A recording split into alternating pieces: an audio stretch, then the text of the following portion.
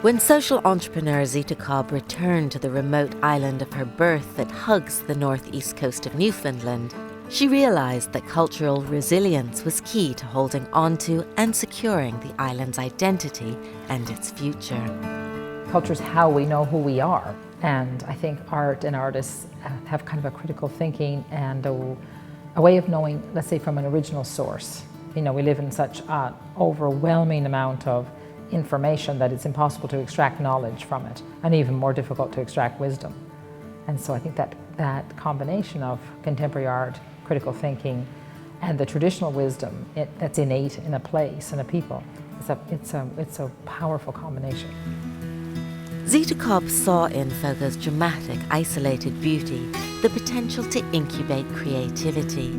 And in 2008, she founded an Artist-in-Residence program to provide opportunities from artists from within Canada and around the world to live and work on the island. She wanted the artist studios to be of the island and honour its traditions, but most importantly, that they be places conducive to stimulating thoughts and ideas, inside and out. To realise her vision, she brought in award-winning Newfoundland-born Norwegian-based architect Todd Saunders. Saunders is known for creating buildings that challenge architecture's relationship with landscape, and is a firm believer that poetry can be found in juxtaposing contemporary structures with the raw beauty of nature. Putting in a piece of modern architecture we'd expect to see in Scandinavia and not Newfoundland. I think it lifts, gives it a whole new impression of the place. Actually, I think it increases the quality of the experience here. So I think this human interaction with nature via architecture is not a problem at all. But it has to be done well. It comes with quite a bit of responsibility because you can't really mess it up. For the architectural vernacular, Saunders sampled local materials and referenced the traditional fishing stages built on stilts. Together, this lent a sense of drama and otherworldliness to these artistic hothouses, particularly in the beautiful but severe Canadian winters.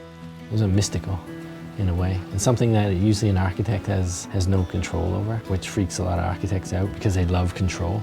Whereas here I have very little control over the weather. The weather and the landscape are two personalities in the project that have their own life, and the architecture has its own life as well. Eco-credentials were of primary importance, and each building is solar-powered with biodegradable toilet and wood-burning stove. To date, there are 4 studios strategically placed but at arm's length from different communities scattered around the island. A sense of isolation is fundamental to the program, and the experience starts with a quiet, therapeutic walk away from everyday life.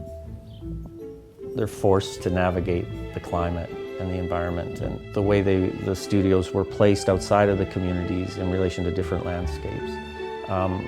The walk in and of itself allows the artist to begin that focus, to shift from the everyday domestic life to their work life. It just kind of creates a slowing down, meditation.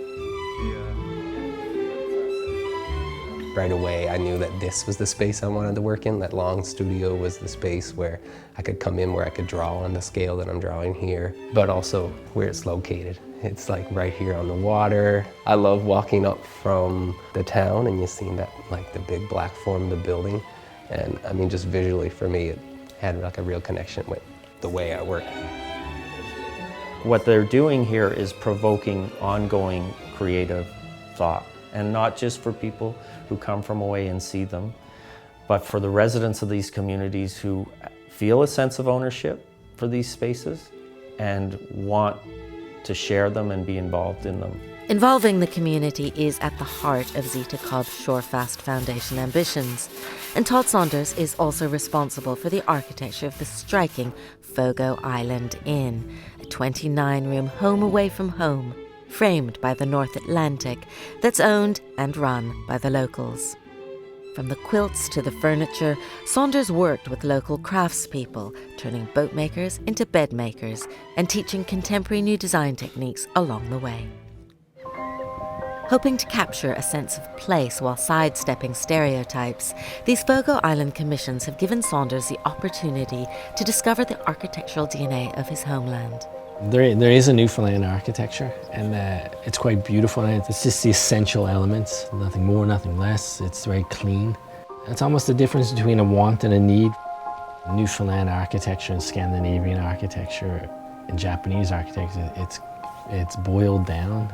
It's like going cooked down and down, down, down to just the essence. Architecture is a very powerful way to brand a place, and together with Zita Cobb, Todd Saunders' retreats have become iconic conduits, reflecting in their own way the dreams and aspirations of these resilient island people. Architecture is a tool. It's not the most important thing. It's a language, it's a tool, and if done well, it can be a servant of place and people. And I think Todd does that. I think his work does that. And starting in thinking about being a servant of place, I think the buildings, particularly the studios, are like little punctuation marks on the landscape that hold your attention. Now, focus like that is a kind of a devotion, really, to the landscape. For Monocle on Fogo Island, I'm Gillian Tobias.